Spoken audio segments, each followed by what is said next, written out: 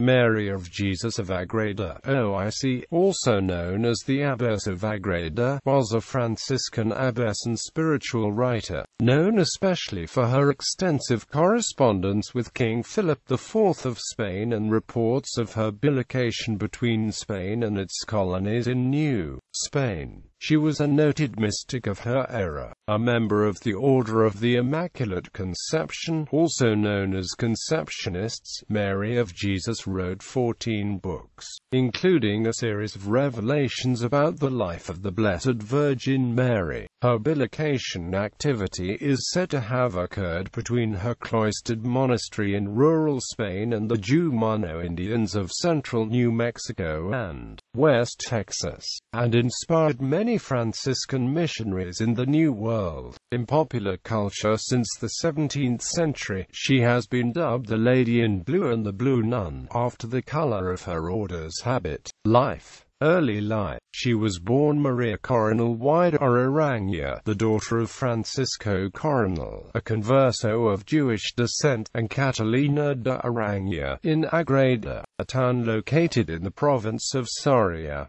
The couple had 11 children, of whom only 4 survived into adulthood: Francisco, Jose, Maria and Geronima. Maria later described her mother as the more lively of the two, though both were very fervent in the faith. The family had close ties with the Franciscan friars of the Friary of San Julian, which lay on the outskirts of the town. Either the mother would go to the friary with her children for Mass and confession, or the friars would visit the family home. Nonetheless, Mary later recalled that, as a very young child, she felt her parents were very hard on her. Mary of Jesus's biographer and contemporary, the Bishop José Jiménez y Samaniegard, was a longtime friend of the Coronel family, and testified that even as a young girl Mary was filled with divine knowledge. From her early years, he wrote, she had ecstasies and visions in which she felt that God was instructing her about the sinfulness of the world, a conviction which would last throughout her life. At the age of 4, she was confirmed by Diego de Ripes, a bishop and the biographer and last confessor of Teresa of Avila, who was reportedly impressed with the child's spiritual acumen. It was at this point in her life that she felt a growing warmth in her parents' attitudes toward her. When Mary of Jesus was 12, she made the decision to enter a monastery, having decided upon that of the Descalced Carmelite nuns in Arizona. As her parents prepared to accompany her there, Catalina de Aranya had a vision that she was to turn the family home in a monastery in which both she and her daughters were to commit their lives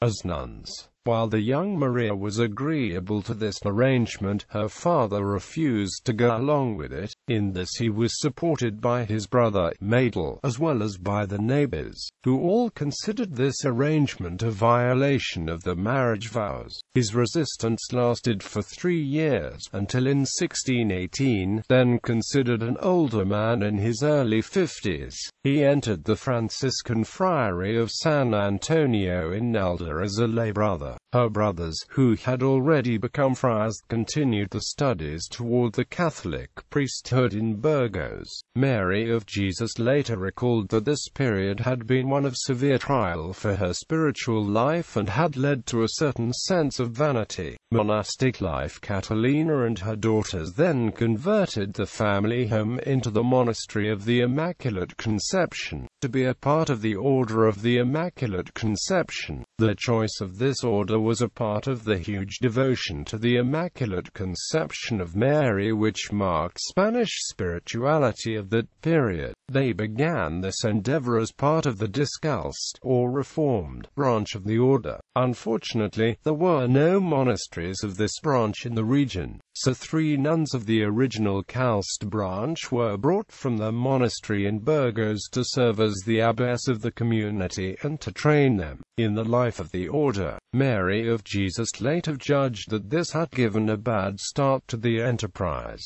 as these nuns were to teach them a way of life they had neither known nor practiced. Mary of Jesus was 16 when she and her mother and sister took the religious habit of the order, and she was given the religious name by which she is now known. She felt, though, that she had to make up for her years of laxity during the period of contention between her parents and the delay in the foundation of the monastery resulting from it. As other women soon joined the community, the monastery was rebuilt, although when reconstruction began the community's coffers contained 24 reals, supplemented by a donation of 100 reals from devotees and many other gifts and hours of voluntary labor. Once she had made her religious profession in 1620, Mary of Jesus began to experience a long period of illness and temptations. After her mother's death, Mary of Jesus, then aged 25, was appointed the superior locum tenens,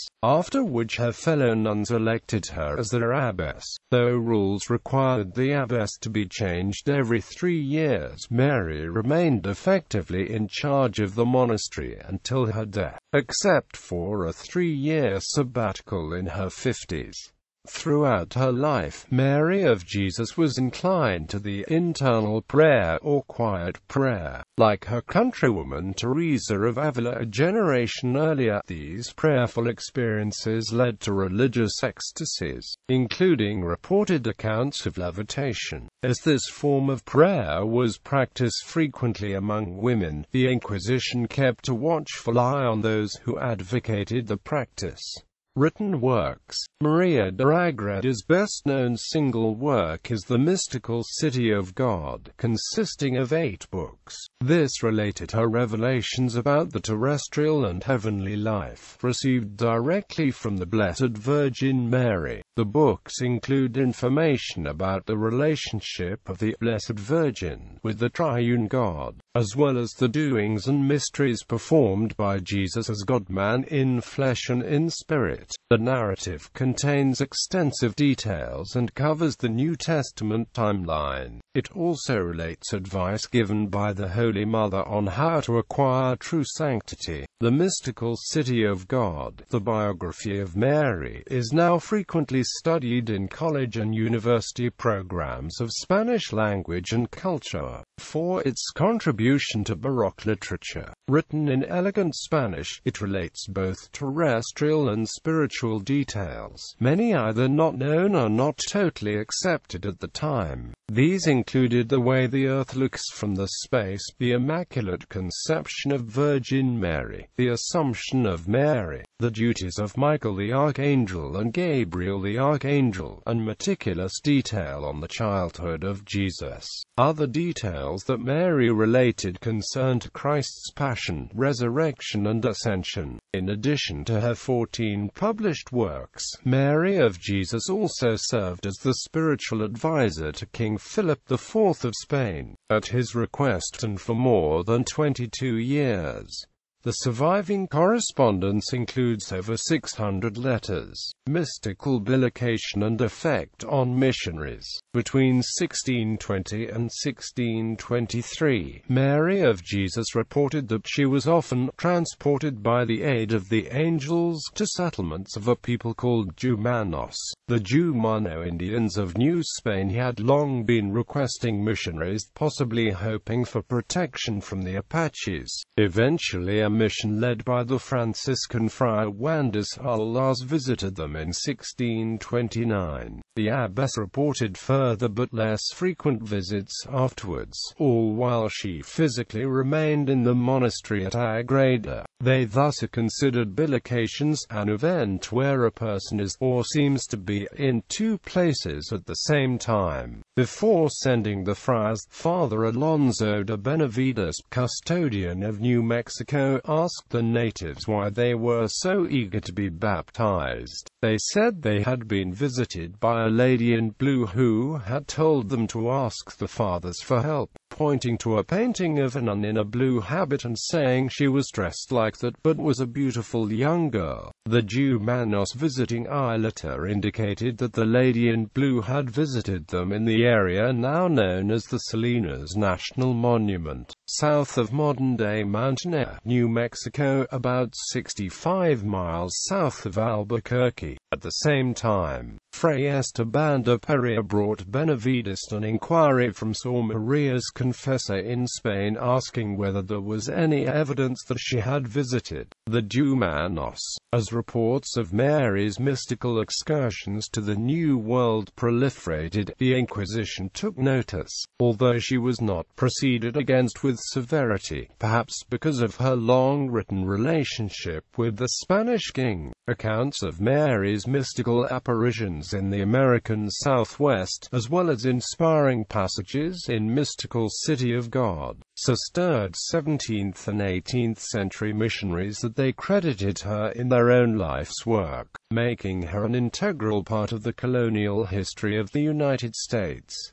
Death and legacy. Less than 10 years after her death, Mary of Jesus was declared venerable by Pope Clement X in honor of her heroic life of virtue. Although the process of beatification was opened in 1673, it has not as yet been completed. Various misinterpretations of Mary's writings led to the Mystical City of God being placed on the Church's Index Librorum Prohibitorum in August 1681, due to a faulty French translation published in 1678. The placement on the list of forbidden books proved temporary. Incorruptible body. When Mary of Jesus's casket was opened in 1909, a cursory scientific examination was performed on the 17th century abbess body. In 1989, a Spanish physician named Andres Medina participated in another examination of the remains and told investigative journalist Javier Sierra in 1991, "What most surprised me about that case is that when we compared the state of the body, as it was described in the medical report from 1909, with how it appeared in 1989, we realized it had absolutely not deteriorated at all in the last 80 years. Investigators took photographs and other evidence before resealing her casket, which remains on display in the monastery church. Some consider that incorruptibility, that is, lack of normal rot and decay after death, further evidence of sanctity. Sainthood process. The abbess is considered venerable. After the 400th anniversary of her birth in 2002, several groups renewed attempts to move her beatification process forward. In popular culture, San Angelo, Texas credits the abbess as a pioneering force behind the establishment of early Texas missions. Jumano Native Americans reminisce about her role in the survival, and her possible connection to the legend of Texas's state flower, the bluebonnet. She is featured in a work of fiction, The Lady in Blue, by Javier Sierra, as well as in the English biography, Maria of Ágreda, Mystical Lady in Blue. Giacomo Casanova complained about being compelled to read The Mystical City of God during his imprisonment in the Venice prison, I Piombi, considering it a means of psychological torture, and describing it as the work of the overheated imagination of a devout, melancholy Spanish virgin locked up in a convent. The famous womanizer argued that such aberrant ideas could inflame a captive's mind to the point of madness, purportedly the purpose of its availability. Bibliography. Life of Venerable Mary of Ágreda, by James A. Carrico, Emmett J. Culligan, 1962. The Visions of Sor Maria de Ágreda, Writing Knowledge and Power, by Clark A. Colohan, University of Arizona Press, 1994.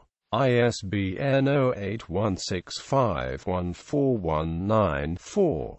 Maria of Ágreda, Mystical Lady in Blue, by Marilyn H.